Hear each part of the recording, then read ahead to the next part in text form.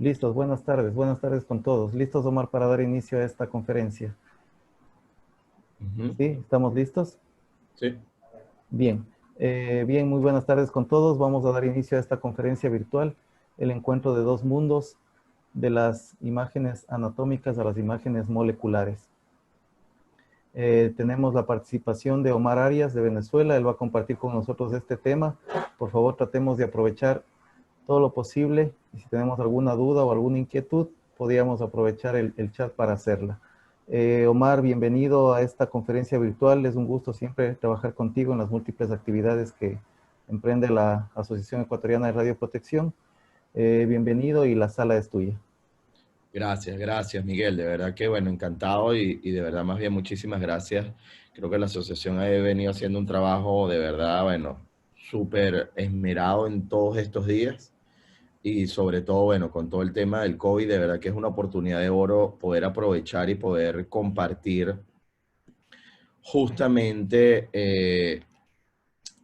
digamos, en este tipo de espacios. Así que bueno, bienvenidos todos y vamos entonces a comenzar. Fíjense que una de las primeras cosas con las de la cual quiero que abordemos es precisamente, ¿ok? Es precisamente el tema de lo que serían las imágenes, ¿sí? Hoy vamos a hablar efectivamente de estos dos mundos, es decir, de lo que son las imágenes anatómicas y de lo que son las imágenes desde el punto de vista funcional o molecular. Y por ello es tan importante que nosotros comprendamos la fundamentación y obviamente con respecto a ello, por supuesto, la razón de ser de este tipo de imágenes. Y evidentemente a partir de allí vamos a poder entonces descubrir y analizar, bueno, sí, efectivamente a qué nos referimos con esos dos mundos que cada vez más se están integrando, ¿no? Entonces, bueno, esto es lo que vamos a conversar en la tarde de hoy, así que bueno, bienvenidos todos y comencemos. Muy bien.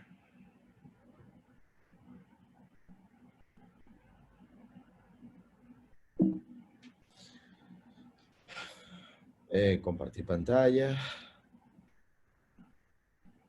Ah, sí, perdón. Aquí los vamos a ir aceptando. No se preocupen que los muchachos están aquí. Gracias, Emilia, Diego, gracias a todos. Recuerden activar el sonido cuando ingresan. Tienen que activar el sonido del sistema, ¿ok? Para poder comenzar. Bueno, muy bien.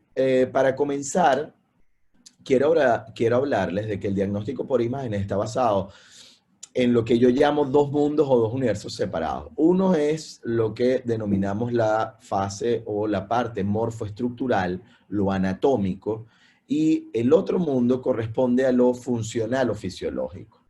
Ahora bien, ¿qué pasa con esos dos mundos? Que esos dos mundos que parecieran estar separados, realmente no lo están tanto.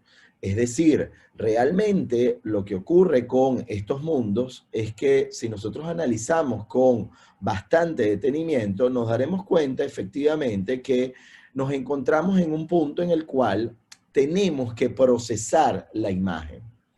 Ahora bien, este tema de una imagen anatómica o estructural y de una imagen molecular o funcional, ustedes se preguntarán, bueno, ¿qué tiene que ver esto? O sea, ¿a qué se refiere con la imagen? Yo les pregunto, y aquí los queremos ir leyendo en el chat para empezar a conversar y empezar a tener esta relación directa, aunque por allí veo que creo que hay alguien que está conectado desde la moto. Espero por favor que tengas bastante precaución y no vayas a participar en el chat. Este, ok, quisiera saber de ustedes, ¿qué es para ustedes una imagen? Sea la que sea del mundo anatómico o sea del mundo fisiológico. ¿A qué creen ustedes que nos referimos con una imagen? A ver.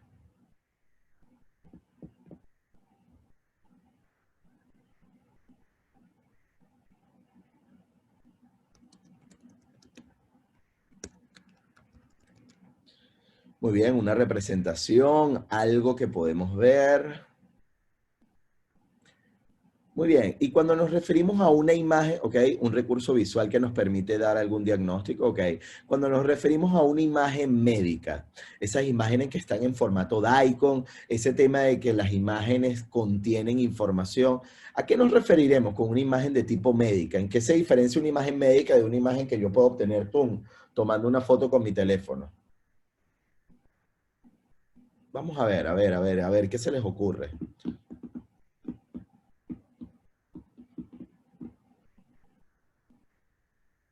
Obtenemos un diagnóstico, sí, estructuras anatómicas internas, Fabricio, bien. Pero ¿qué hay? Fíjense, hay algo más y es algo que define lo que son las imágenes médicas. La imagen médica es una matriz numérica, matemática, en donde nosotros estamos evaluando en cada pedacito de esa imagen, estamos evaluando un determinado parámetro. Bien sea, en el caso, por ejemplo, de la tomografía, estamos evaluando coeficientes de atenuación y por consiguiente, excelente pregunta en el caso de Maxi. Sí, ¿qué pasa si la imagen es analógica? No importa, sea analógica o sea digital, en el momento en el cual nosotros tenemos una imagen, cada uno de esos píxeles o cada uno de esas áreas pequeñas en donde nosotros tenemos, eh, recibimos a ese fotón de rayos X o de rayos gamma, estamos teniendo algún tipo de información. Que en algunos casos la podemos ver de manera cualitativa o de otros casos de manera cuantitativa, sí, pero sigue siendo una matriz numérica. Lo que ocurre es que en aquellos casos en donde yo tengo un revelado manual y donde no tengo ese procesamiento de la imagen, esa matriz numérica se transformará directamente a una escala de grises que solamente mis ojos podrán discernir entre una cantidad de grises adecuadas. Pero en el caso digital, yo tengo la posibilidad, por supuesto, de extender esa visión y tengo ahora una matriz numérica que me lleva o que trae consigo lo que sería, en el caso de la tomografía, por ejemplo, coeficientes de atenuación.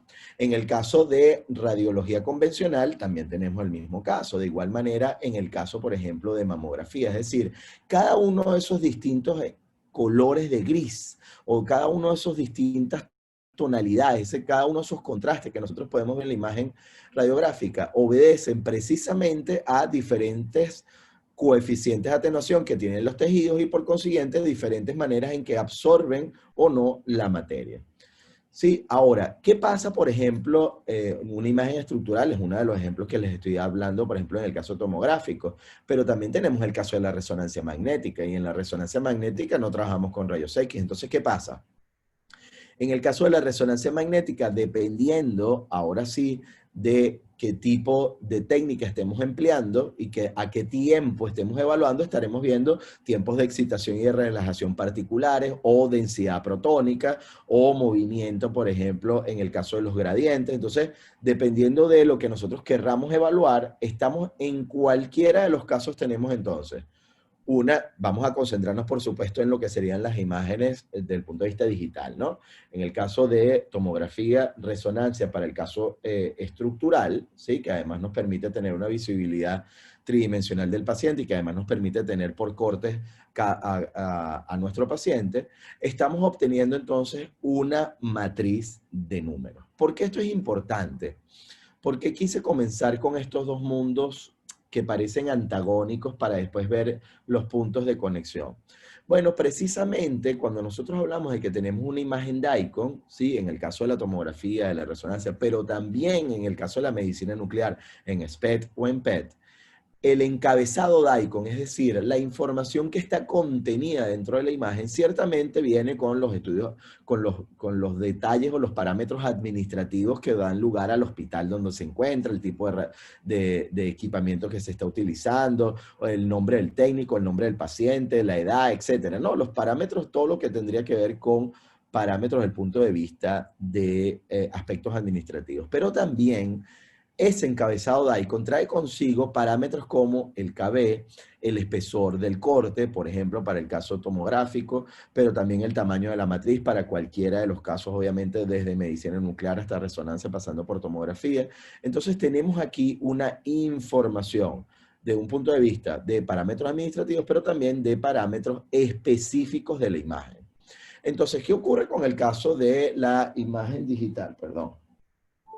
Bueno, tenemos que la radiología digital usa una matriz para representar una imagen y esa matriz no es más que la división de ese campo de visión total en una serie de píxeles, una serie de cuadritos que nos permite entonces en cada uno de ellos, en cada uno de estos píxeles, obviamente evaluar cuál es el diferente coeficiente de atenuación, si es el caso de tomografía, radiología o mamografía, o si es algún otro parámetro en el caso, por ejemplo, de resonancia magnética. Pero también en el caso, por ejemplo, de estudios PET, estaremos evaluando lo que conocemos como el SV, ¿sí? O el valor de incorporación estandarizado. O también en el caso, por ejemplo, del SPECT, estaremos evaluando entonces, por ejemplo, la cantidad de cuentes que están llegando a una determinada región dentro de esa matriz. Entonces, una matriz es un área cuadrada o rectangular, dependiendo obviamente del estudio y del equipo que estemos utilizando, agrupada por filas y columnas, y cada elemento, lo más pequeño posible, se denomina píxel. Si ese píxel lo extendemos de manera volumétrica, es decir, en 3 dimensiones, estaremos hablando entonces de voxel como la unidad más pequeña en que yo puedo dividir ese tamaño de matriz. Entonces, ¿qué es importante dentro de las imágenes digitales, ¿no? Dentro en el contexto o en la frontera de estos dos mundos? Tiene que ver con que cada escala de gris, cada grisecito que yo estoy viendo allí, corresponde a una representación numérica, y esa representación numérica tendrá un mínimo en una determinada escala de grises y un valor máximo dependiendo obviamente de cómo si yo invierto o no la escala. Entonces esta escala irá desde el negro hasta el blanco por toda una degradez de colores en grises, o viceversa del negro al blanco. Ah, es cierto que yo también puedo emplear colores, por ejemplo, en el caso de los estudios de SPECT y de PET. Sí, por supuesto que sí.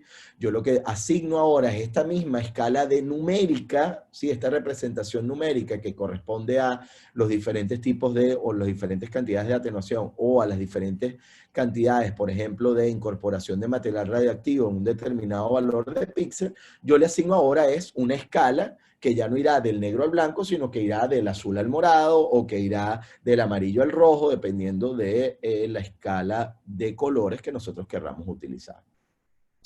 Entonces, en definitiva, lo que está claro es que la imagen matemática, ¿sí? O la imagen digital corresponde a una matriz matemática, es decir, cada píxel tiene un valor particular. ¿Y por qué es importante que nosotros comprendamos este tema de los píxeles y de lo que sería una matriz matemática? Bueno, porque precisamente cada uno de estos valores me va a permitir a nosotros analizar varios factores. Si el píxel es lo suficientemente pequeño, yo por supuesto tendré una mejor resolución espacial. Si yo tengo un tamaño de píxel relativamente grande, yo perderé resolución, perderé la capacidad de discernir entre dos puntos que pudieran estar suficientemente cerca. Entonces, uno de los principales factores que tenemos en el mundo de las imágenes anatómicas, de las imágenes estructurales, es que tenemos una muy buena resolución. Es decir, tenemos una muy buena capacidad de discernir entre dos puntos que estén lo suficientemente cercanos uno con respecto al otro. ¿Qué ocurre en nuestro otro mundo? En el caso de las imágenes moleculares, que necesariamente perdemos resolución espacial. Por eso es que si ustedes ven una imagen SPECT o una imagen PET, obviamente la verán con menor resolución de lo que podemos ver, por ejemplo, una tomografía o una resonancia. Pero, y allí he aquí un punto importante, está el hecho de que la imagen molecular o la imagen funcional, que es la que obtenemos con medicina nuclear, nos referimos a ella porque estamos evaluando cómo están funcionando las células que están captando el material. Entonces, vamos a ir paso a paso. Primeramente, estamos entonces comprendiendo que una imagen digital no es más que una matriz matemática en donde cada píxel corresponde a un valor numérico, y ese valor numérico se traducirá dependiendo del principio físico utilizado en atenuación, en tiempos de relajación o en cantidad de actividad incorporada en ese pedacito de espacio que corresponde a ese píxel. Pero ciertamente imagen digital, matriz matemática. Ahora bien, fíjense, cuando hablamos de que ese diagnóstico por imagen entonces está basado en estos dos mundos por separado, en el anatómico y en el fisiológico, es importante considerar lo siguiente. Y les pregunto aquí, vamos a ir compartiendo. Recuerden, la idea de este tipo de clases es que no las hagamos tan monótonas ni que sea solamente yo quien hable, sino que podamos compartir aquí a través del chat. Les pregunto, en el caso de las imágenes, a ver, vamos a empezar con las fisiológicas, que es la que a mí más me gusta. En el caso de las imágenes funcionales o fisiológicas, cuando hablamos de medicina nuclear, ¿a qué nos referimos con una imagen funcional? ¿Qué estamos evaluando realmente allí con la incorporación o con la administración de un material radiactivo en un paciente? Vamos a ver, aquí ya los voy leyendo. La célula permite valorar el metabolismo. Vamos a ver qué más. Sí, medicina nuclear es lo máximo, definitivamente. Ajá, vamos a ver.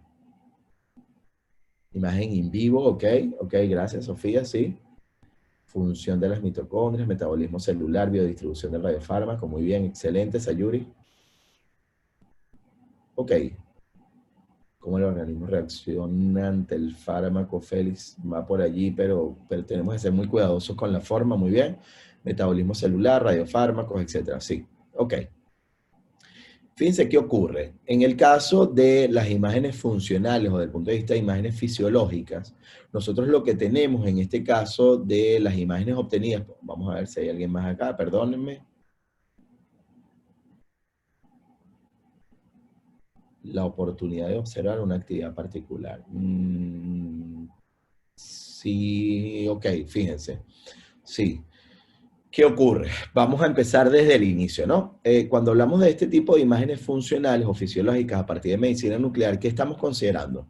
Estamos considerando la unión de un radionucleido que está emitiendo radiación, ¿sí? De manera continua, y un fármaco. Ese fármaco se va a unir a la región de interés que nosotros, o se va a dirigir a la región de interés que nosotros querramos evaluar. Entonces, por supuesto que estamos evaluando si el metabolismo o qué es lo que está ocurriendo, digamos, a nivel de nuestras células, pero eso de qué está ocurriendo a nivel de las células ocurre por diferentes principios. Y aquí voy conectando con varios de ustedes que definitivamente si los integramos a todos tenemos la respuesta correcta. Y tiene que ver precisamente con uno de los puntos que nos conversaba, que nos hablaba Sayuri en relación a la biodistribución del radiofármaco.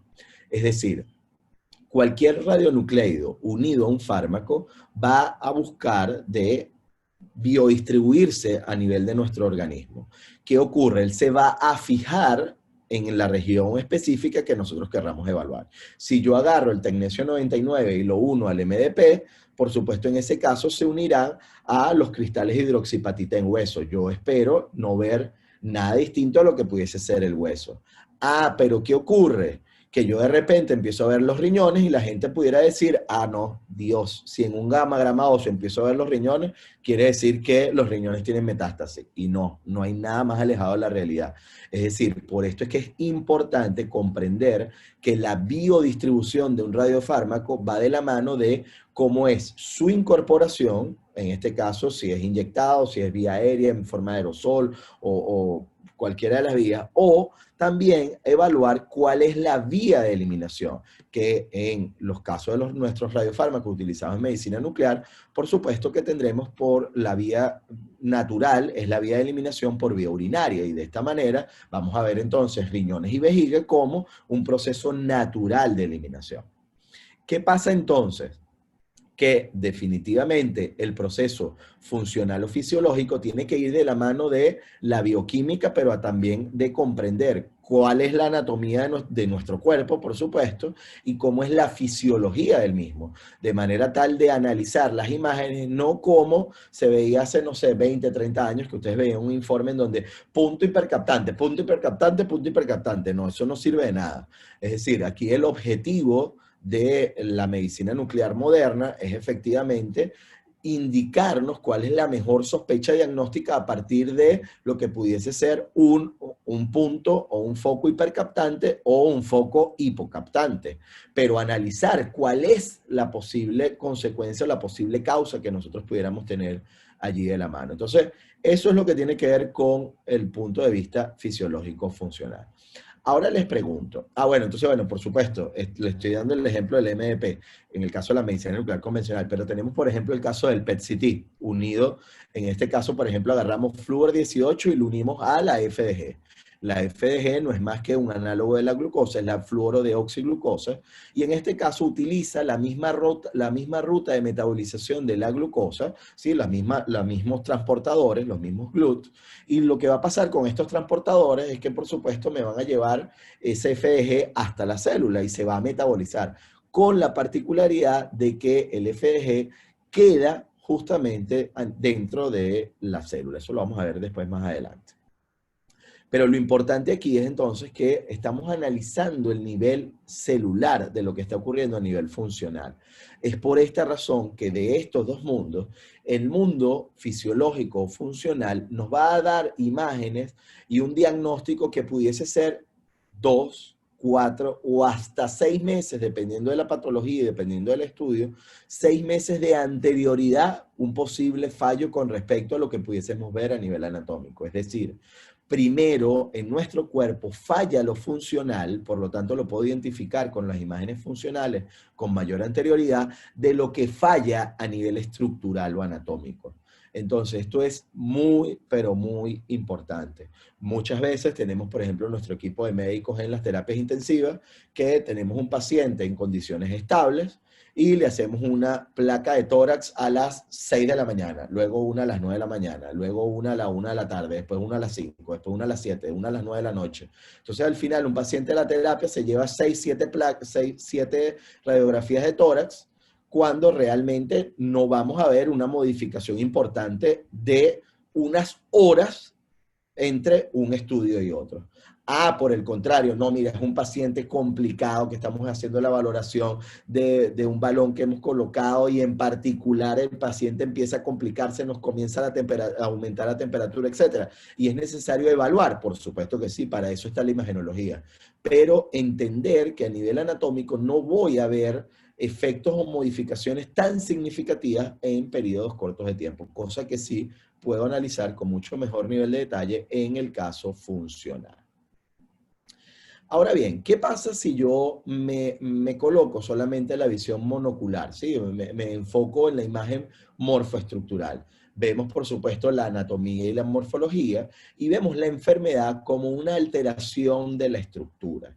¿Sí? Entendamos esta alteración de la estructura desde una lesión cancerígena hasta cualquier tipo de alteración a nivel estructural, y es lo que efectivamente nosotros estamos evaluando. Ahora bien, ¿qué ocurre si me tapo el otro ojo y me veo la otra visión monocular que correspondería a la imagen funcional? En este caso estoy viendo la fisiología, la biología. Veo la enfermedad como una alteración en el funcionamiento del determinado órgano que estoy evaluando, ¿sí? O del determinado target que estoy analizando. Entonces, ¿qué pasa? ¿Cuál es la tendencia mundial? La tendencia mundial es a que estas dos visiones monoculares se unan y nos permitan entonces tener visiones integrales. Es decir, poder ver ese mundo efectivamente tal como lo es, no importa que seamos pequeños, ¿sí? Adultos, o un poco más, no importa el color, no importa nada de lo que estemos viendo, lo importante es poder entonces analizar y fusionar la información que tengo ahora desde el punto de vista de mis píxeles a partir de la imagen estructural de esa cantidad de información que tengo en la matriz correspondiente a niveles de atenuación o a tiempos de relajación en el caso estructural, unirlos con la información que ahora obtengo del otro lado con respecto a la cantidad de actividad, por ejemplo, que está depositada o que ha sido o que está ocupando un determinado espacio en una determinada región del cuerpo. Entonces, al integrar esta información, al ver cómo en el funcionamiento, cómo incorporo, cómo excreto una determinada cantidad de material, evidentemente al integrarlo tengo ahora sí una información que es supremamente valiosa. Ahora bien, ¿pero qué necesitamos para lograrlo? Bueno, por supuesto, establecer un objetivo, saber qué es lo que estoy buscando, ¿sí? Si yo establezco mi objetivo, a pesar de que en una circunstancia o en una situación como esta sea muy difícil de encontrarlo, obviamente si yo logro integrar lo que son técnicas como el caso de la medicina nuclear que me permitan a mí iluminar, entre comillas, ¿sí? Iluminar o ver mucho mejor lo que pudiese ser una alteración dentro de lo que sería el planteamiento o el esquema estructural, obviamente tengo ahora sí un valor añadido para todo. Ya lo vamos a ver desde el caso de las planificaciones en tratamientos de radioterapia hasta lo que serían seguimientos en pacientes. Entonces, es muy importante que afinemos la vista. Hoy por hoy, y precisamente allí en nuestra cuenta de Instagram en @Serovka, que los invitamos obviamente a que nos sigan, estamos haciendo una serie de preguntas allí en las history y nos preguntaban, bueno, mira, ¿qué pasa, por ejemplo? Tenemos un conversatorio sobre IGRT, que es radioterapia guiada por imágenes, y en este caso particular imágenes moleculares, y nos preguntaban, bueno, ¿qué ocurre realmente con eso? Es decir, ¿cómo puedo yo afinar la imagen? Y además, ¿cómo yo siendo técnico o tecnólogo licenciado en imágenes, puedo yo enfocarme en el caso de radioterapia? Fíjense que la tendencia global es a ser cada vez más transversales. Esto no quiere decir a que hagamos de todo y que entonces hagamos un poquito mal de todo, no, no. Es que por supuesto estemos bien especializados, pero cada vez es más frecuente ver cómo el médico nuclear trabaja de la mano del médico radiólogo, por ejemplo, para hacer evaluaciones a nivel del PET-CT, pero también vemos cómo el tecnólogo, el licenciado en imágenes de imagenología trabaja de la mano del tecnólogo especialista en medicina nuclear para hacer mejores evaluaciones en términos de escogencia de pitch o escogencia de valores adecuados para el caso particular de parámetros dentro de un SPECT-CT o de un PET-CT. Entonces, comprender sí que ese afinar la vista también tiene que ir de la mano de esa conciencia y ese pensar hacia adelante, ese pensar en que la tendencia global obviamente es a la fusión de imágenes médicas y por consiguiente, no importa que yo esté trabajando en tomografía, yo debo saber qué está pasando en medicina nuclear, debo conocer qué hacer, por ejemplo, si me viene un paciente que ha sido inyectado con material radiactivo, si hago o no hago el paciente, si es seguro o no, pero también desde otro punto de vista tengo que saber que si viene con algún estudio anterior, para aquellos médicos que nos pudiesen estar viendo, si viene con algún estudio anterior, yo necesito poder conocer, analizar qué ocurre con ese informe médico proveniente de medicina nuclear para yo después traducirlo también y analizar qué ocurre a nivel estructural con el caso de la tomografía o la resonancia. Entonces, bien, para poder lograr este objetivo, tenemos entonces que comenzar con el inicio, ¿no? Y empezar con el inicio significa poder comprender de dónde viene esa fusión de imagen, es decir, entender cuáles son los principios físicos que rigen las determinados tipos de imagen. A ver, voy a comenzar con la resonancia magnética. A ver, ¿quiénes de los que nos acompañan han hecho o están interesados en hacer resonancia magnética? Vamos a ver, los leo aquí en el chat. Ahora me dicen, no, nadie, ninguno de nosotros nos importa. Muy bien, gracias Fabricio. Ajá, Fabricio, Carlos. Muy bien, sí, en el caso de PET con RM, yes. Muy bien. Ya por lo menos allí vemos 6 candidatos, ¿sí? Por allí veo a algunas personas conectadas allí, uno en medio de la oscuridad, otros que ya vi que también están trabajando allí desde sus puestos de trabajo y de verdad les agradezco enormemente el esfuerzo que día a día hacen todos y cada uno de ustedes, sí, con todo este tema de la lucha del COVID. Así que, muy bien, ya vemos aquí varios, muy bien, hasta Ruth también se nos unió, Ruth, Carito, Fabricio, Félix, Carlos, perfecto. Fíjense, ¿qué pasa con la resonancia magnética? A ver, en el caso de la resonancia magnética, y permítame, déjame ver si aquí consigo un video para apoyarme en él. Esto no estaba previsto que lo tuviésemos en...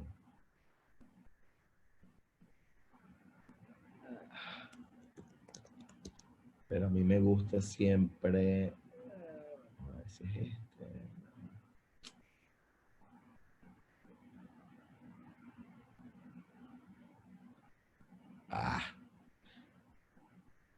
Bueno, les voy explicando mientras voy buscando el video. Fíjense, ¿qué ocurre en el caso de la resonancia magnética? Nosotros tenemos un imán, ¿sí?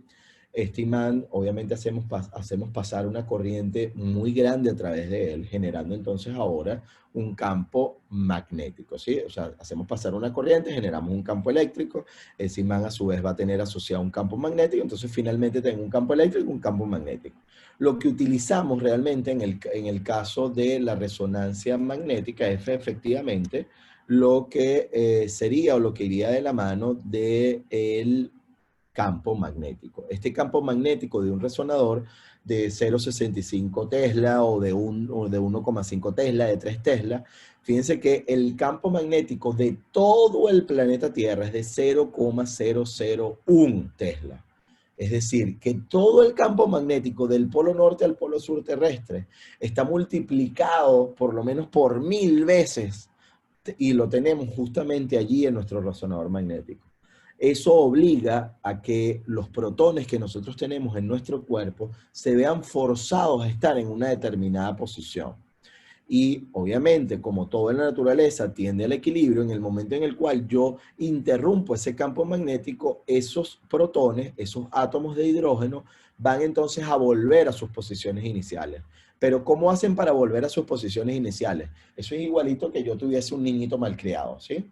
Yo tengo el niñito que está llorando y se quiere tirar al piso. Si yo lo sostengo y lo tengo agarrado, que soy el campo magnético, yo lo tengo allí contenido y él está paradito porque yo lo estoy obligando a estar parado. Pero ¿qué pasa si yo lo suelto? En ese momento, ese niñito malcriado caerá al piso. ¿Sí? ¿Qué pasa? Él busca efectivamente su equilibrio y él lo emite, obviamente, con un dolor en la pierna, donde sea que caiga.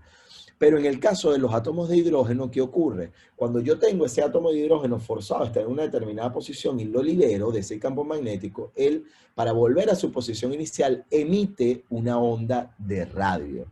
Y esa onda de radio es la que capturamos con lo que nosotros conocemos como las antenas. Sí, cuando usted le colocan, le voy a poner al paciente la antena de rodilla o la antena de cráneo, realmente sí, es una antena porque estamos capturando ondas de radio. Y son efectivamente esas ondas de radio las que luego vamos a traducir, por supuesto, en lo que conocemos como la imagen de resonancia magnética. Entonces, muy importante, obviamente, considerar, en el caso de la resonancia magnética, ¿sí? Esto como un factor, digamos, clave o fundamental. Es decir, cuando nosotros analizamos, me permiten aquí para poderles compartir justamente. Entonces, cuando nosotros analizamos el caso de, por ejemplo, que queremos diferenciar, por ejemplo, el punto de vista de lo que pudiese ser una imagen de resonancia con respecto a una imagen de tomografía.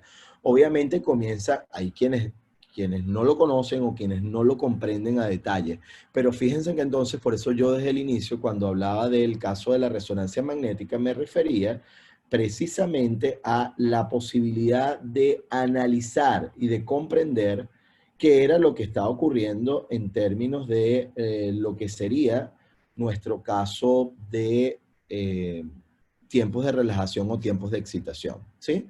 Para este caso particular del caso de la resonancia. Ahora bien, ¿qué pasa con el punto de vista, por ejemplo? Permítanme aquí que no estoy con la presentación todavía. Tengo aquí.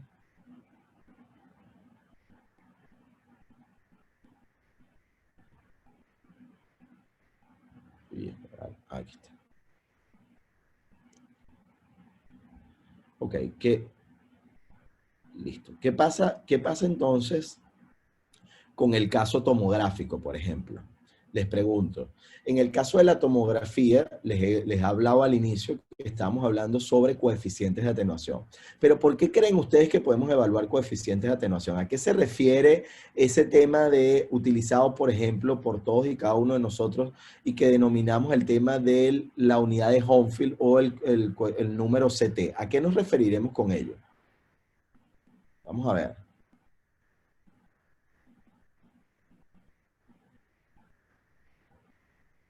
A ver, aquí los voy leyendo. Coméntenme aquí en el chat. A ver, ¿a qué se referirá ese número CT o coeficiente o número de Homefield?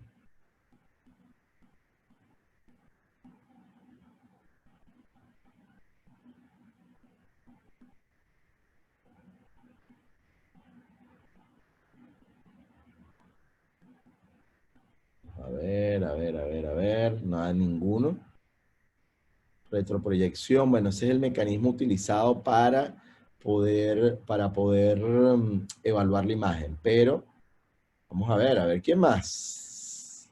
¿Quién más se atreve? Aquí no hay buenos ni malos, ¿no? Aquí la idea es que podamos ir avanzando en relación a nuestro tema. ¿A qué nos referiremos cuando hablamos de, vamos a ver, poder de frenado del tejido frente a la onda, capacidad de atenuación de los diferentes tipos de tejidos? Sí, a una escala de grises.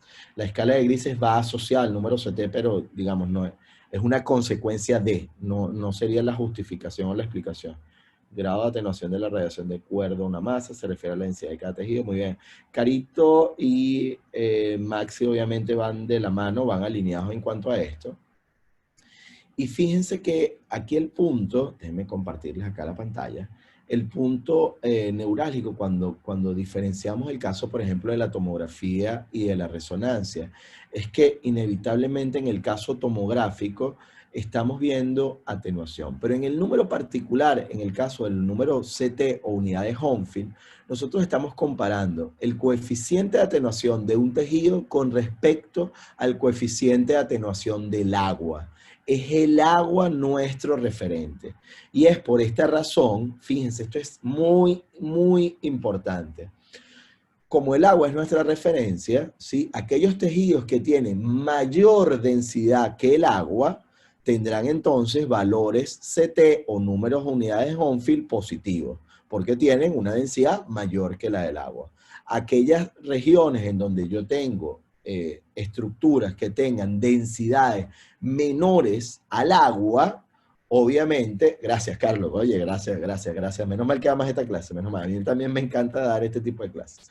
Pero entonces fíjense, cuando yo tengo estructuras que tienen una densidad menor que la del agua, ¿qué va a ocurrir? Que yo voy a tener ahora números CT o unidades de Hounsfield que van a ser negativos. Entonces, el negativo o el positivo de la unidad de Hounsfield corresponde o tiene que ver precisamente con la correlación o la relación que existe entre la densidad, el coeficiente de atenuación que tiene un tejido versus el coeficiente de atenuación que tiene el agua. ¿Ok? De allí entonces que nosotros tengamos como nuestra referencia, en el caso tomográfico, el agua, y el agua es nuestro cero. Por eso es que si vamos al tórax, obviamente conseguiremos estructuras a nivel de pulmón, en donde tenemos valores de unidades Hounsfield cercanos a menos 100, menos 200, menos 150, menos 80, ¿sí? Y si me voy a hueso, conseguiré estructuras que pudiesen estar, dependiendo del hueso, etcétera, la densidad, pero si me voy a columna, podré conseguir valores positivos mayores a 100. Entonces, esa es la razón fundamental, porque yo estoy correlacionando coeficiente de atenuación del tejido versus coeficiente de atenuación del agua. Esto es muy, pero muy importante. Otro punto, sí, que a todos les habrá pasado, es que, por ejemplo, mira, me acaba de pasar, y de verdad tengo un amigo que se dobló un tobillo, ¿no? Un señor ya, ponte, no sé, tendrá 55 años, no sé, una cosa así. El tipo medio maratonista, no sé, pero bueno, me imagino que nunca se había doblado un tobillo. Sin embargo, mi amigo, espero que después vea este video, si no yo se lo paso por YouTube. Muy bien. Este amigo mío, ya lo van a ver que es verdad lo que les estoy comentando, ¿no?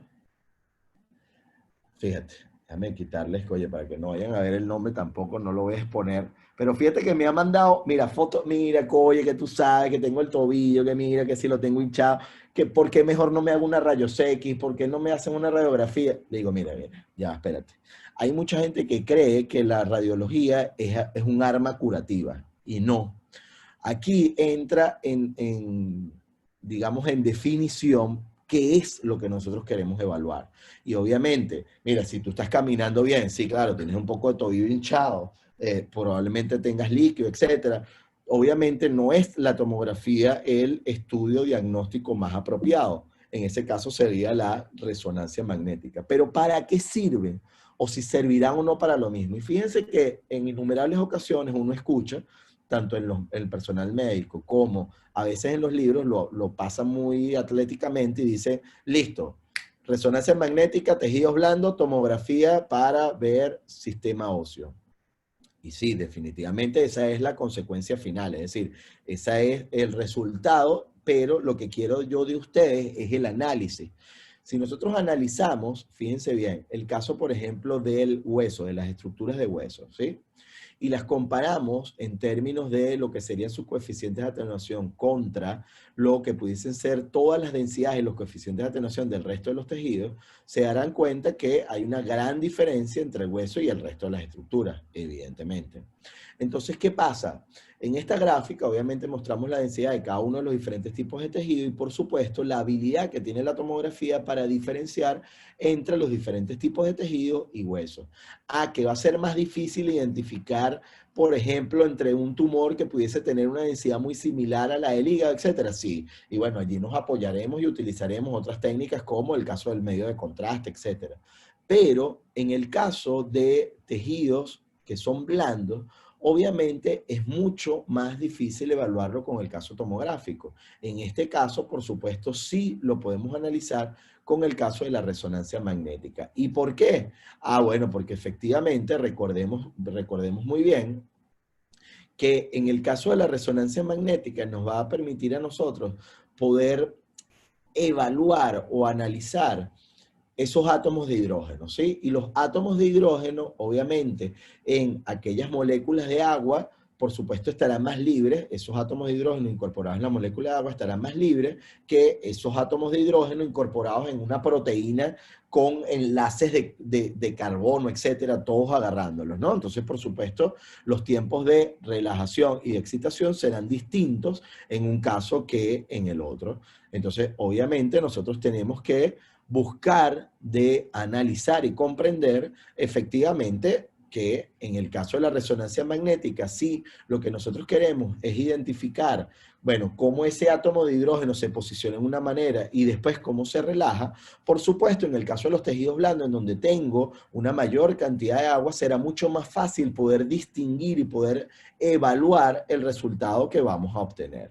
Entonces, de esta manera, en el caso de la resonancia magnética, es muchísimo más recomendada y por eso es que ustedes van a ver que es como el gol estándar, obviamente la recomendación de inclinarnos en el caso de la evaluación de tejidos blandos hacia el caso del MRI, ¿no? Cosa que obviamente no ocurre con el caso tomográfico. Muy bien, ahora bien, una vez dicho esto, es decir, comprendiendo el caso de la tomografía y de la resonancia, tenemos que pasar inevitablemente entonces a lo que sería la fusión de las imágenes. Y esta fusión precisamente pasa, ay, perdóneme, que por aquí José me escribió algo.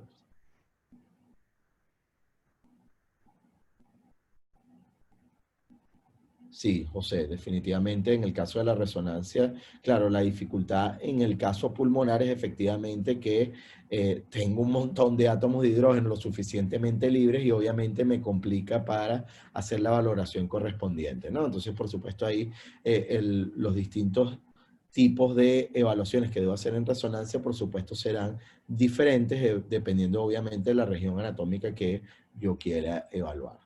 Entonces, bien, en el caso de la fusión, es decir, cuando yo tengo ahora un analítico entre lo que pudiese ser la integración de información funcional con la estructural, veo que yo puedo integrarme perfectamente con un SPECT con tomografía o con resonancia, un PET de igual forma, ¿sí? O un SPECT de función miocárdica, mezclarlo o fusionarlo con una angiotomografía o con una cardioresonancia.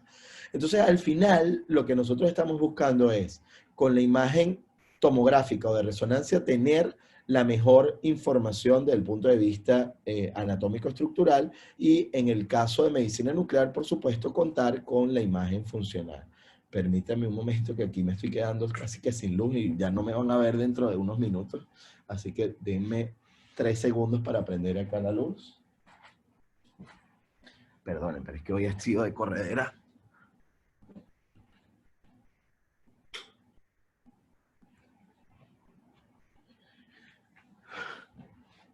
Ok, así creo que nos podemos ver mejor.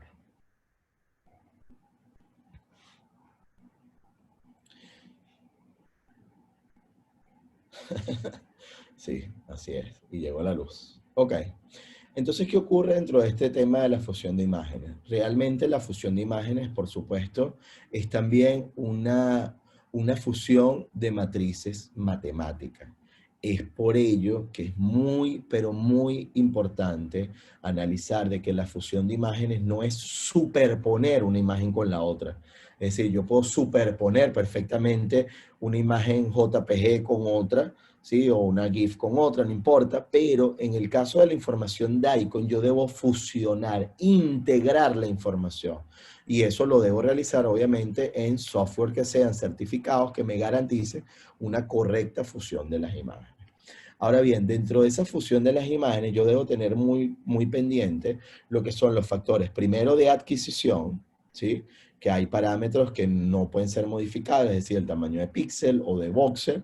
Obviamente nunca esos parámetros no van a poder estar por debajo de lo que pudiese ser el valor asignado por el equipo, la resolución más mínima del equipo, la forma de la geometría de adquisición, bien sea que sea un SPEC en términos de sumatoria de imágenes bidimensionales o una tomografía como suma de cortes tridimensionales, y la distancia fuente detector. Es decir, hay parámetros de la adquisición que yo no voy a poder modificar. Por otro lado, voy a tener entonces, ¿sí?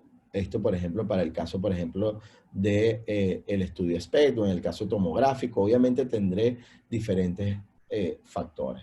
Luego tengo el caso de parámetros modificables en la adquisición. Y esto tiene que ver con, por ejemplo, movimientos del paciente que pueden ser interestudios. Vamos a suponer que se hace una tomografía y se hace un SPECT en medicina nuclear y se hace la tomografía en el servicio de imagenología y tengo que fusionar ambos estudios y puede haber modificación en lo que sería el movimiento del paciente. O si tengo un PET-CT, puedo tener un movimiento del paciente cuando el paciente pasa del tomógrafo al PET.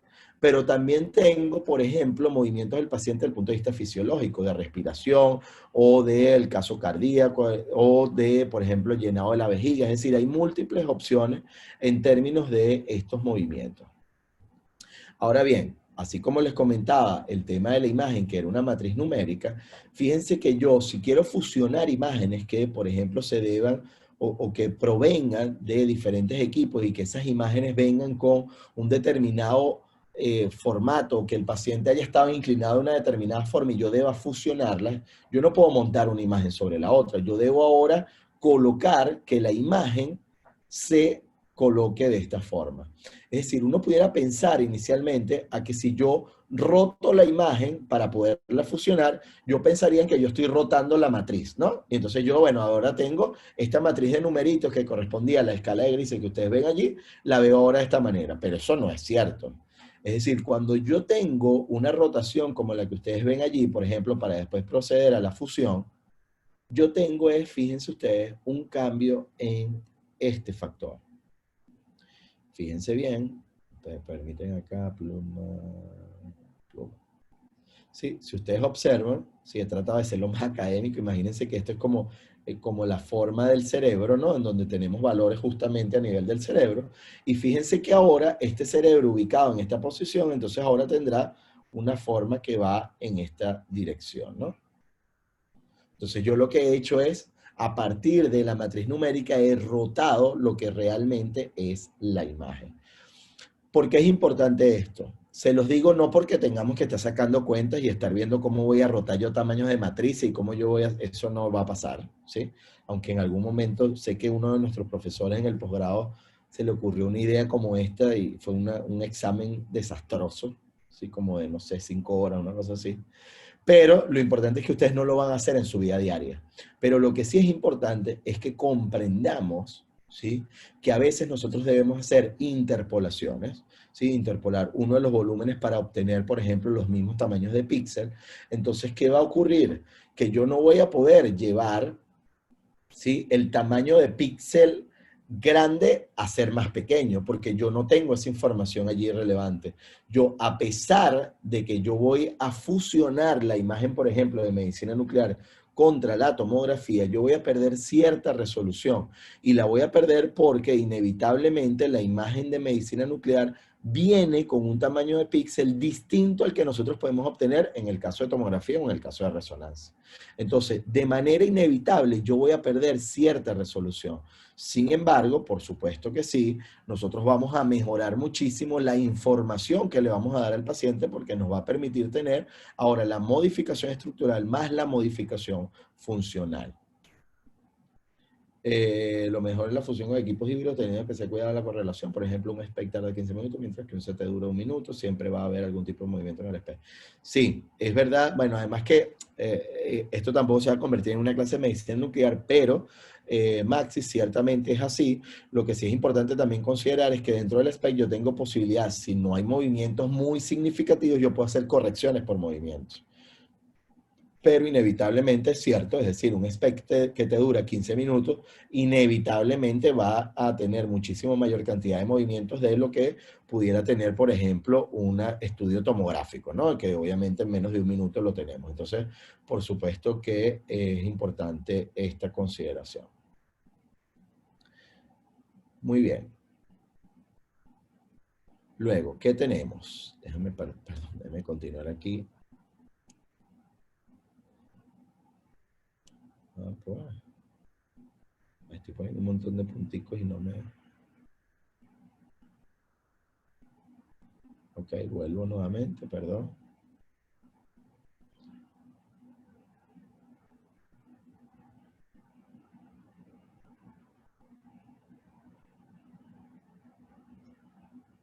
Ok, entonces, ¿qué ocurre? Muy bien, perdonen, es que... Ok, entonces, ¿qué pasa con el otro factor que tiene que ver con la dimensionalidad? Es decir, yo para poder fusionar, yo necesito fusionar, sí, 2D con 2D, 3D con 3D, pero yo pudiera llegar incluso a fusionar 2D con 3D. ¿Cuál es la limitante? Saber exactamente en qué corte me encuentro del 3D para que la imagen 2D pueda realmente adaptarse a la región anatómica que yo quiero evaluar. Si yo no hago esto, no tengo pleno conocimiento de ello y no he establecido, por ejemplo, algunos marcadores fiduciarios que me permitan hacer la valoración y la evaluación en ambos estudios, obviamente voy a estar en una falla catastrófica, porque pudiera estar asignando un valor o un factor en donde no existe. Entonces, ¿qué es importante? Se los he traído aquí con imágenes que no tengan que ver ahorita nada con el tema, digamos, médico, ¿no? Inicialmente, para que podamos comprender este aspecto. Tenemos la posibilidad de sujeto y modalidad, es decir, tenemos la posibilidad de evaluar y fusionar estudios, por ejemplo, que sean intrasujetos, intramodalidad. Es decir, es el mismo sujeto y estoy haciendo una valoración con una misma técnica, por ejemplo, antes de la resección tumoral y después de la resección tumoral. Por ejemplo, como el caso de nuestra chica de National Geographic, ¿no? Ahí la ven en pantalla cuando estaba más joven y ya un poquitico, bueno, ya después de algunas guerras y cosas catastróficas, obviamente, bueno, vemos que hubo un pequeño cambio, pero es la misma persona, ¿ok? Eso es lo que dice National Geographic. Muy bien. Luego tenemos el caso de intrasujeto, pero intermodalidad. Es decir, yo tengo a la misma persona, pero ahora la voy a evaluar en diferentes formas. Por ejemplo, una tomografía, más una resonancia, más un SPEC, más un PET, y obviamente necesito poder fusionar esto. También tengo intersujeto, por ejemplo, con intramodalidad, en donde nosotros realizamos lo que se conoce como el registro de una imagen con una imagen morfológica modelo o patrón. Es decir, yo ahora voy a ver varios sujetos, una misma modalidad, tengo un patrón de referencia y comparo a esos diferentes sujetos con mi patrón de referencia. Eso es lo que utilizamos, por ejemplo, para hacer valoración de la enfermedad de Alzheimer, por ejemplo, para el caso del PET, ¿sí? O hacemos valoraciones, por ejemplo, desde el punto de vista de estudios, por ejemplo, de tomografía cardíaca. Eso es lo que nosotros estamos realizando. Es decir, nosotros tenemos nuestro patrón de referencia y tenemos ahora la valoración o evaluación que vamos a hacer desde el sujeto con ese patrón. Muy bien. Luego tenemos el caso de intersujeto, intermodalidad. ¿Qué ocurre aquí? Aquí en el caso en donde yo tengo múltiples sujetos y además tengo múltiples modalidades para comparar y para fusionar, tengo la posibilidad de realizar la comparación de grupos, es decir, una cartografía estadística paramétrica. ¿Qué quiere decir esto? Quiere decir que yo puedo ahora identificar de varios sujetos con una determinada patología en diferentes modalidades cómo se ve. ¿Qué ocurre, por ejemplo, con una lesión que está ocupando espacio en una tomografía? ¿Cómo la veo ahora en la resonancia? ¿Por qué en la resonancia veo una sección o un área que pudiese estar necrótica y otra que pudiese estar llena de líquido? Después, ¿cómo eso se traduce en la imagen funcional? Entonces, yo asocio, por ejemplo, la necrosis que puedo estar identificando en la imagen tomográfica o en la imagen de resonancia, la veo en la imagen funcional como una región en donde no se capta material radiactivo. Entonces esto es muy importante porque esto es lo que nos da precisamente paso o lugar a lo que es el análisis luego, por ejemplo, para el caso de los tratamientos de radioterapia. Entonces, importante, en cualquier caso, sea el caso intramodal, sea que, por ejemplo, hagamos una evaluación tomografía o resonancia, nosotros tenemos diferentes formas de fusionar las imágenes. Uno es a través de ejes principales, es decir, establecer esos ejes fundamentales o principales y a partir de allí hacer una alineación de los centros de masa y dar lugar a lo que es la fusión de imagen. Luego tengo otro caso, por ejemplo, en el caso de los casos multimodales, en donde tengo un estudio funcional unido o fusionado con una imagen tomográfica o anatómica y necesito realizar un registro que me permita definir una relación espacial, una correspondencia entre lo que pudiese ser la imagen A con la imagen B. Para poder hacer esa correspondencia, en múltiples ocasiones yo necesito realizar una transformación. Nosotros los físicos nos encanta esta parte, ¿sí? Porque bueno, esto tendría que ver con transformadas de Fourier y transformadas que lleven efectivamente a una matriz numérica a otra matriz numérica que tenga las características de nuestra imagen base. En términos prácticos, para cualquier persona que nos esté viendo, lo que nosotros buscamos es que esa matriz que puede ser más grande en términos de cantidad de números que están allí evaluados o también, por ejemplo, más pequeña, yo deba llevarla a mi matriz básica, mi matriz base, perdón, o mi imagen base. Vamos a ver, por allí Maxi tiene una pregunta. Vamos a ver, bueno, desarrollala porfa, escríbenosla aquí y la voy respondiendo conforme la lea. De igual forma, los que tengan más pena, recuerden que me pueden escribir allí en privado, buscan para Omar y ahí me pueden ir escribiendo, ¿no?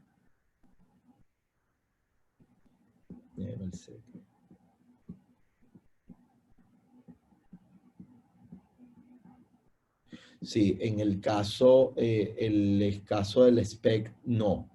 Pero fíjate que para el caso de SPECT, es decir, considerando todos los movimientos, tú lo que buscas es precisamente de reproducir las condiciones que pudieras tener en el caso tomográfico. Es decir, tú le pides al paciente que cuando vamos a hacer la fusión, nosotros lo que le pedimos es trate de respirar en las mismas condiciones como está respirando allá. Si yo lo pongo en el caso de la tomografía a respire profundamente, contenga, no respire, voy a tener una imagen muy distinta a la respiración que tengo en el caso de SPECT. Entonces, en ese caso particular es preferible que mantengan las mismas condiciones y de esa manera voy a tener una imagen, digamos, más simétrica en términos de lo que es la transformada que voy a realizar a la hora de la fusión de imagen. Luego, bueno, existe una cantidad de factores que no quiero, digamos, atiborrarlos o fastidiarlos con ellos, pero sí conocer de que hay transformadas rígidas y también hay transformadas, digamos, el caso de las transformadas rígidas, cuando yo me voy en términos de rotación o de traslación de un eje a otro particular, ¿sí? Y que como su propio nombre lo indica, son transformadas que son útiles a la hora de registrar, por ejemplo, estructuras óseas o bien delimitadas por hueso, que me garantizan que efectivamente sea una estructura muy fácil de reproducir en la otra modalidad. Pero también voy a tener o a requerir realizar, por ejemplo, transformaciones afines, es decir, rotaciones, traslaciones o incluso cambios de escala. Y esos cambios de escalas pueden ser no isotrópicos, es decir, yo puedo estirar más la imagen de un lado que del otro, pero recuerden nuevamente, por favor, mira, y se los voy a decir porque creo, ahí debo tener la imagen nosotros normalmente trabajábamos en Venezuela, trabajábamos en 2 turnos, ¿no? Entonces tú tenías el turno de la mañana y el turno de la tarde. Un día llego yo en la tarde y la doctora de la mañana me dice, por favor, Omar, necesito que me ayudes con este tema de la fusión de imágenes. El físico de la mañana hizo esto, ¿no? Claro, creo, ahorita lo vamos a ver, pero al final lo que no puede ocurrir es que yo fusione y monte una imagen sobre la otra. Es decir, si yo agarro, no sé, Paint y corto y pego y la monto, eso no tiene ningún sentido porque eso no es ninguna fusión de imágenes. Sí, cuando nosotros realizamos la fusión es porque adaptamos, por ejemplo, a través de una transformación afín, yo adapto el tamaño de la imagen SPECT a lo que sería la imagen tomográfica, ¿sí? O regulo lo que sería la imagen PET a mi imagen CT o mi imagen de MR, pero yo necesito que efectivamente eso ocurra. Si a mí me queda una imagen más grande, por ejemplo, en el caso de la imagen molecular o de la imagen de medicina nuclear, con respecto a la imagen base, la imagen de tomografía, no estoy haciendo nada, porque sencillamente la correspondencia que voy a tener no es la adecuada. Yo pudiera estar en otro corte, entonces al final eso no me sirve de absolutamente nada. Muy bien. Por otro punto, ¿ves? Por ejemplo, aquí estamos en el caso del PET. Fíjense, aquí tengo la deformación que sufren, por ejemplo, diversos órganos, el caso de pulmón, corazón, vejiga, etcétera, y los tejidos blandos son más complicados, ¿no? Y no pueden compensarse totalmente por lo que pudiesen ser transformaciones isotrópicas. Aquí voy conectando un poco con lo que me decía, con lo que nos preguntaba Maxi, en relación, por ejemplo, al tema de la fusión de imagen. Fíjense, ¿ves? ¿Qué pasa acá? Que si yo aquí no estoy correctamente o adecuadamente revisando lo que pudiese ser esa correspondencia entre la imagen de medicina nuclear con mi imagen base, yo voy a tener diferencias que no van a poder ser compensadas inicialmente. Yo necesito compensarlo con lo que pudiese ser una transformación no rígida, es decir, llevar mi imagen molecular al corte adecuado en donde se encuentra ese corte tomográfico. Entonces yo puedo hacer modificaciones locales que lleven lugar a que exista un verdadero registro entre lo que sería la imagen funcional versus la imagen, por ejemplo, anatómica.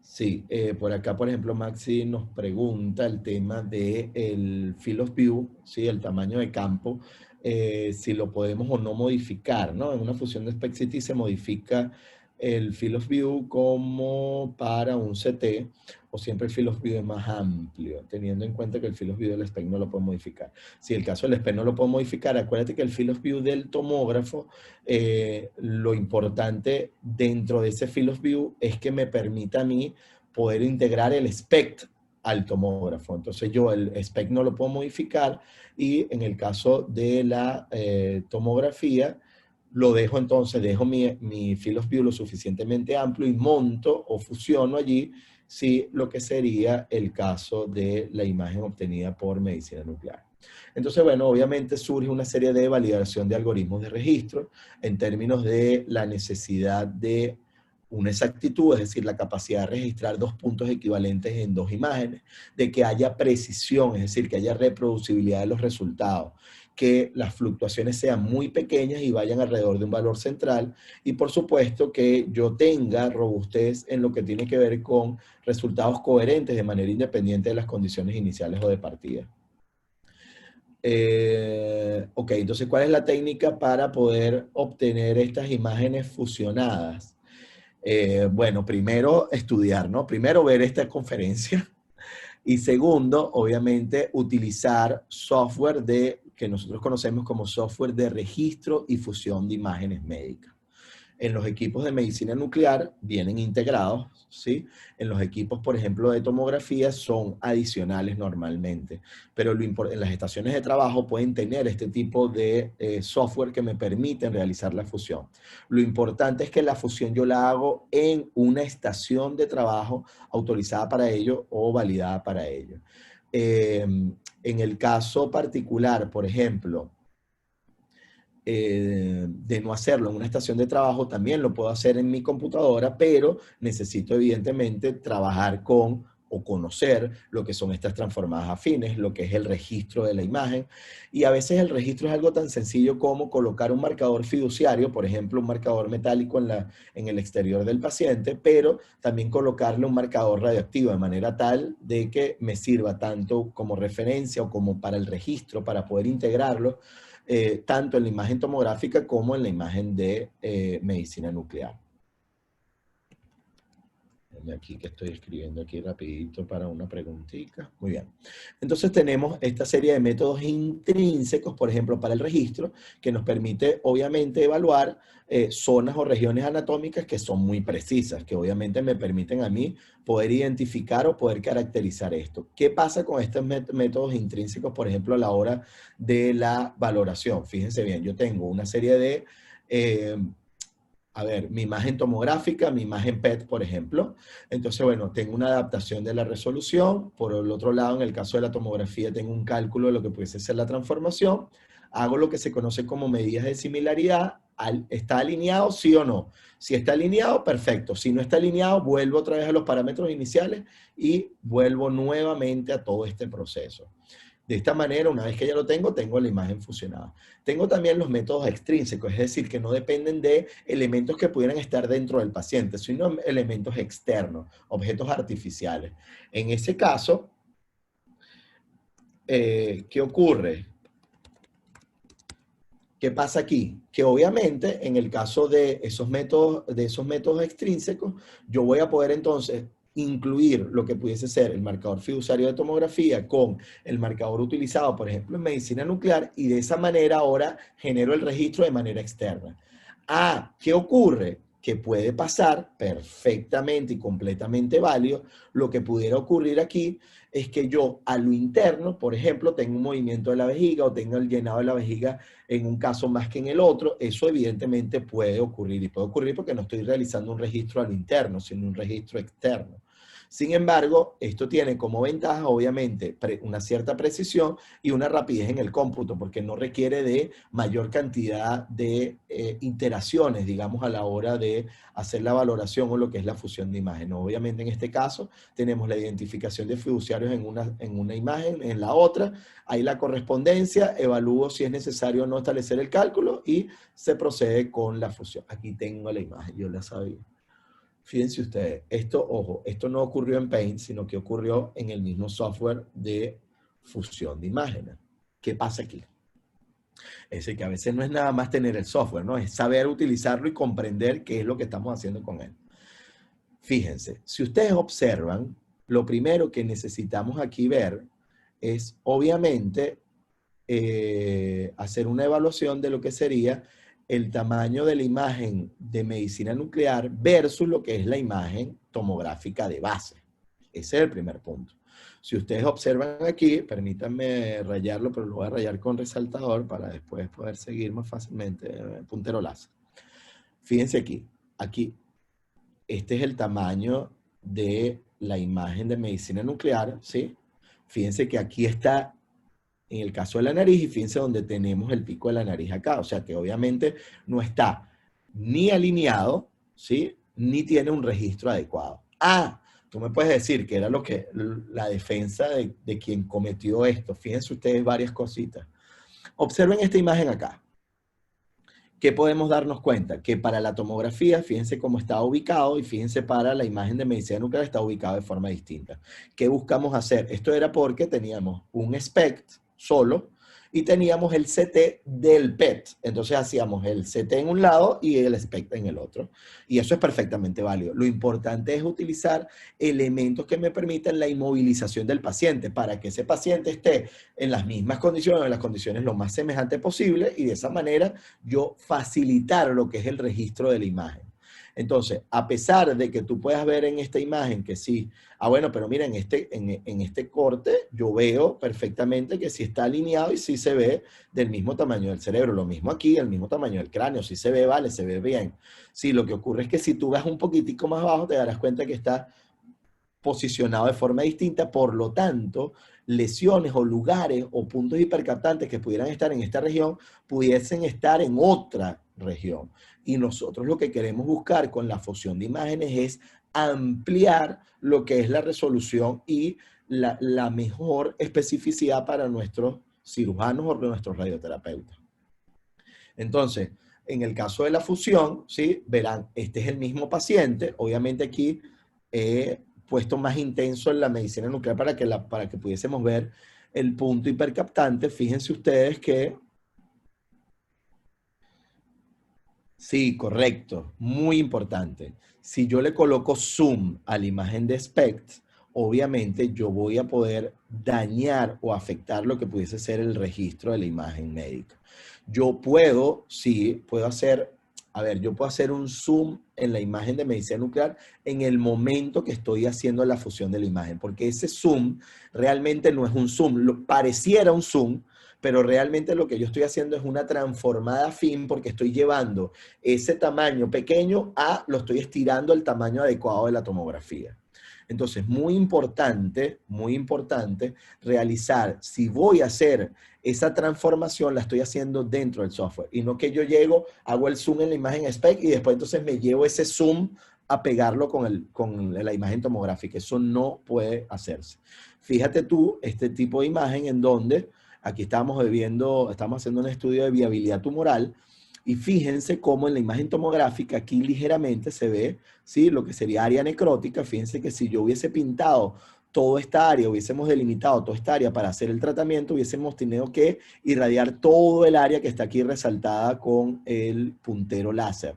Mientras que de toda esa área, la única que está activa, es decir, que las células están efectivamente vivas y están replicándose, efectivamente corresponde solamente a este pedacito. Entonces es muy importante esta apreciación.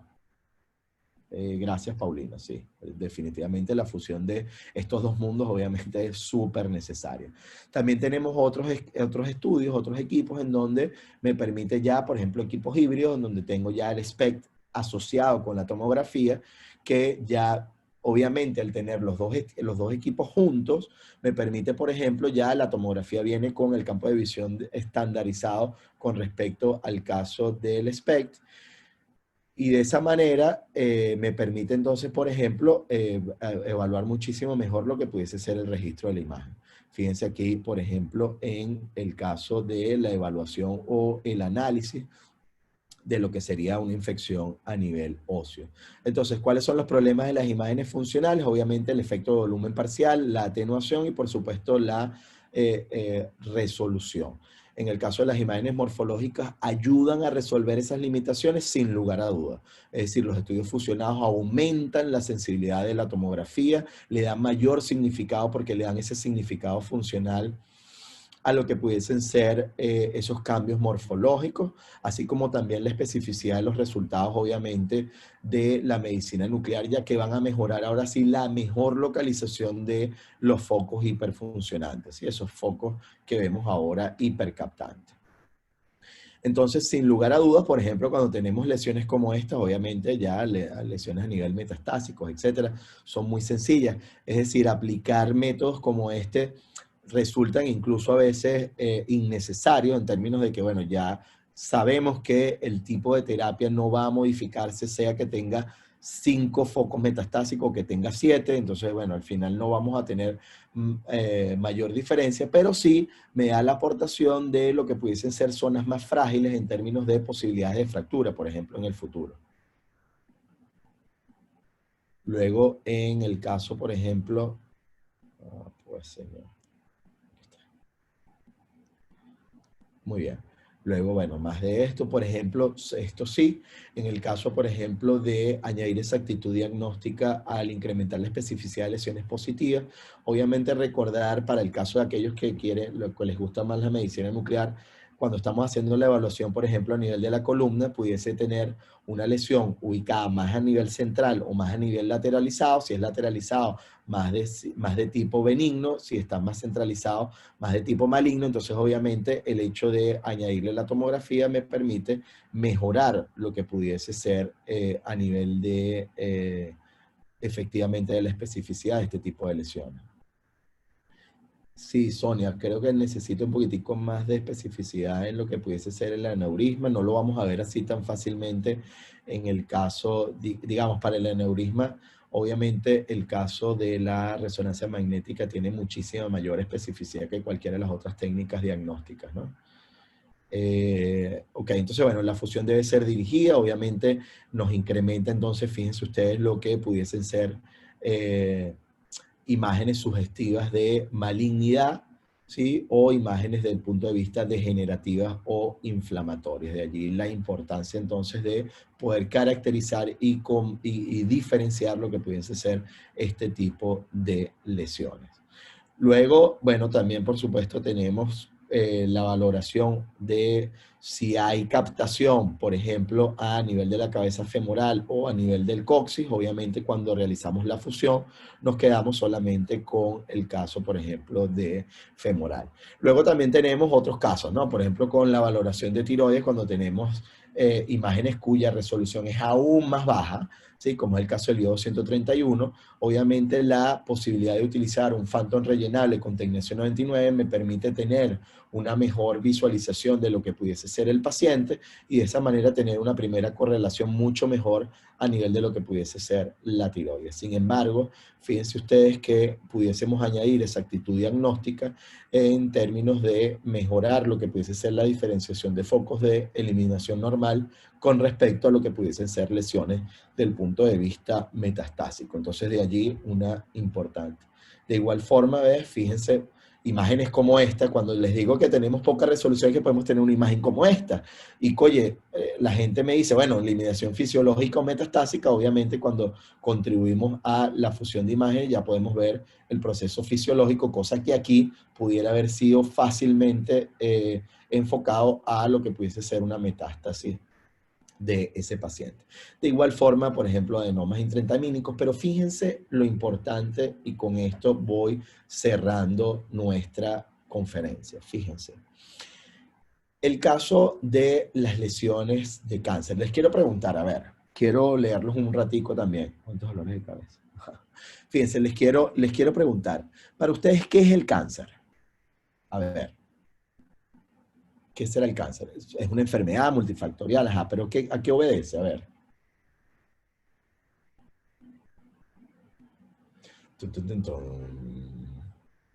Sí, atipe celular, vamos a ver qué más.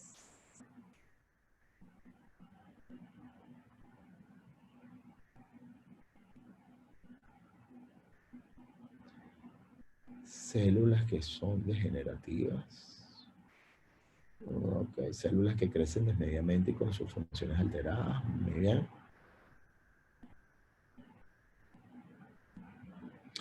Fíjense, les voy a... Crecimiento normal de células, alteración del ADN.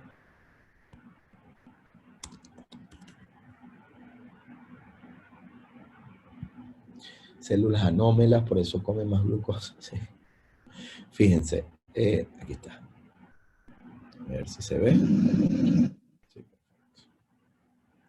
Ok, les quiero compartir un momentico. Mira, vale, si puedo compartir esto. Sí. Ok, fíjense aquí. Ok, fíjense lo que tenemos acá. A mano derecha, ¿sí? Tenemos células cancerígenas creciendo, a mano izquierda las células normales. Fíjense ustedes cómo en el mismo periodo de tiempo las células cancerígenas se multiplican significativamente con respecto a las células normales.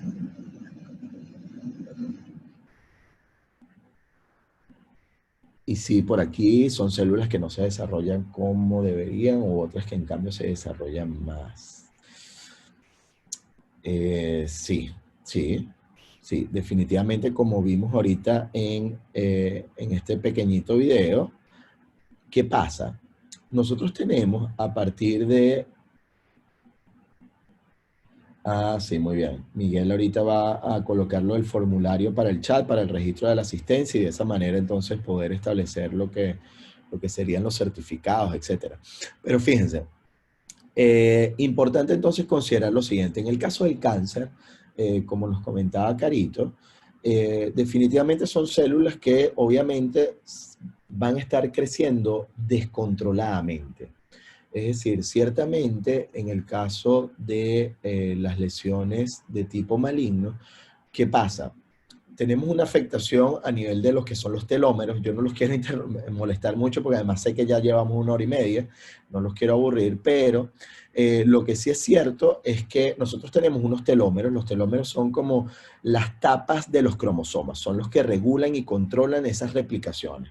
¿Qué pasa? En el caso de las células cancerígenas, esos telómeros ya no se controlan, es decir, ahí continúa un crecimiento acelerado y un crecimiento progresivo de este tipo de células. ¿Qué pasa con ello? Entonces yo voy a tener, ahora sí, vamos a ver en la imagen, perdón, voy a tener, gracias, sí, ya vamos a comer todos definitivamente. Sí, ya con esto vamos cerrando, muchachos. Gracias, Sonia. Yo también quiero más clases como esta. Muy bien. Fíjense, ¿qué pasa aquí? En el caso entonces de la lesión cancerígena, en el inicio, esas células que estaban creciendo aceleradamente van a requerir más recursos.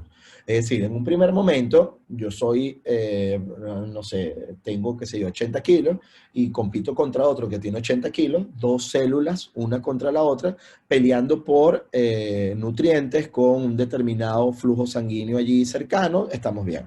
Pero en el momento en el cual yo me convierto en una célula cancerígena y empiezo ahora a crecer, voy a requerir de mayor cantidad de nutrientes, voy a requerir de mayor cantidad de combustible y por consiguiente también de mayor cantidad de flujo sanguíneo. Es por ello que voy a empezar, es como que si estuviese compitiendo una carrera de quién come más hot dogs. Primeramente, cuando somos dos células normales, un adulto contra un adulto, y después como que si yo quisiera competir un adulto contra un niño de 5 años. Entonces, obviamente, tengo yo todas las de ganar. Es decir, aquí la célula cancerígena tiene la posibilidad ahora de, creciendo a esa tasa a esa velocidad o a esa tasa de reproducción, tiene la posibilidad ahora de obtener más nutrientes y de quitárselos a lo que serían las células normales. Pero, ¿qué ocurre? Que esas células que están creciendo aceleradamente, las primeras, las primigénicas, están justamente aquí y ya le empiezan a abaratar y a montar más y más células encima.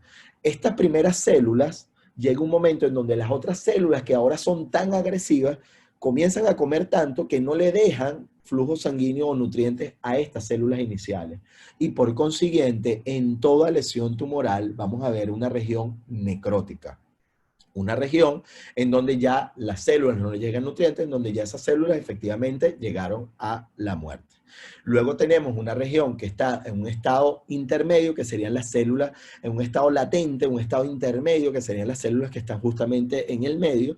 Y luego tengo, porque acuérdense que esas células que están en el medio están compitiendo contra las células que están más externamente, ¿sí? Y que están compitiendo con un montón de comida.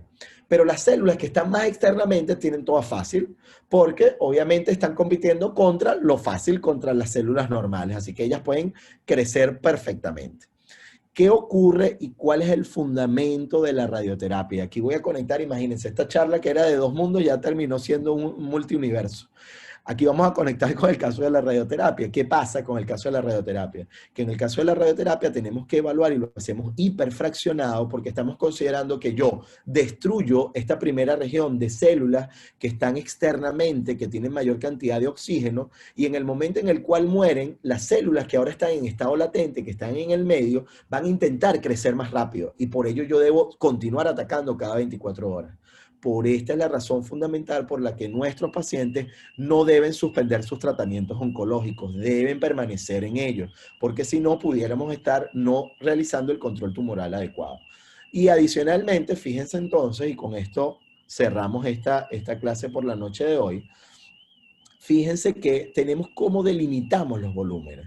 Fíjense que si yo veo en el caso de la tomografía, yo tuviese una lesión acá y una lesión acá, y tuviera que entonces brindar tratamiento a toda esta región. Es decir, tendría que necesariamente exponer una parte del pulmón, de este pulmón tendría yo que irradiarlo y obviamente fíjense ustedes la cantidad de pulmón que yo estaría irradiando en esta consideración, ¿no? De igual forma, por ejemplo, fíjense ustedes el caso de médula, de columna, digamos a nivel hueso, un poquitico de médula, dependiendo obviamente si incremento allí, estaríamos viendo unos factores.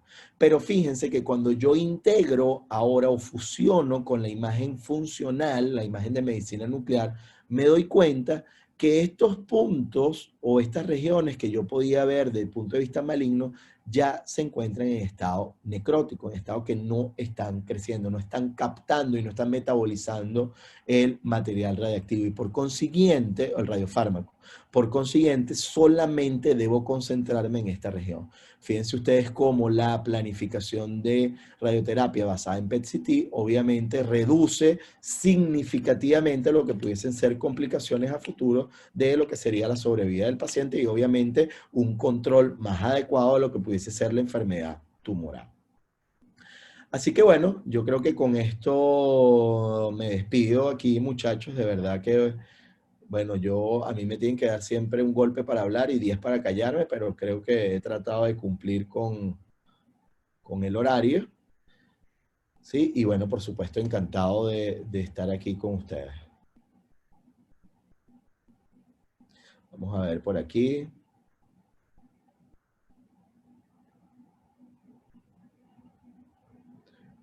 Gracias, qué bueno que les haya gustado, qué bueno. Bueno, ya por aquí Miguel ya colocó el formulario para que entonces se puedan registrar. No, no, gracias a ustedes, muchachos, a ustedes, de verdad, gracias a ustedes, a todos ustedes por acompañarnos. De todas formas, bueno, los invito, aprovecho aquí la cuña para invitarlos. Tenemos ahorita dos conversatorios, uno mañana en el Instagram Live de Serofka.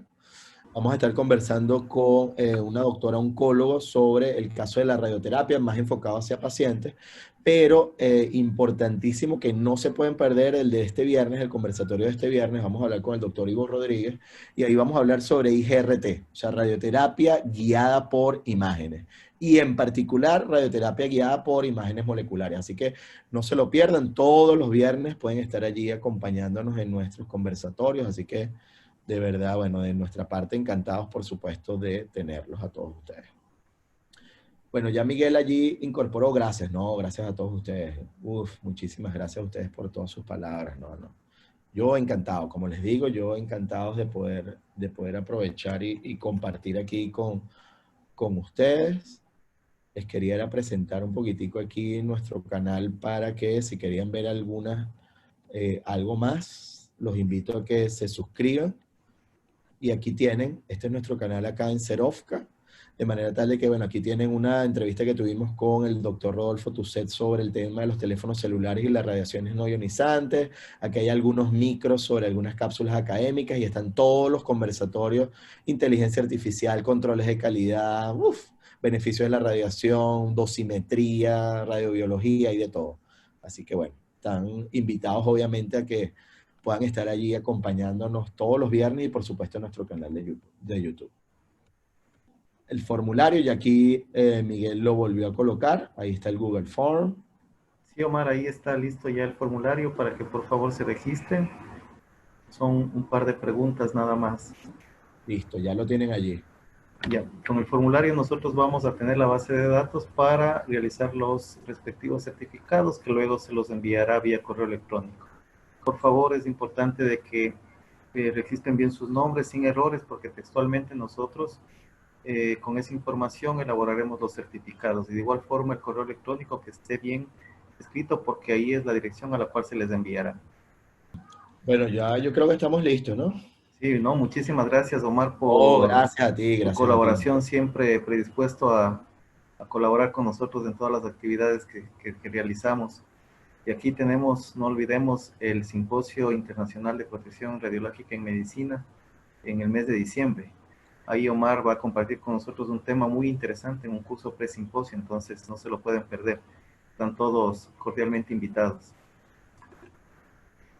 Así es. Muchísimas gracias, muy buenas noches y de verdad gracias, gracias, gracias por todas sus palabras y gracias por acompañarnos.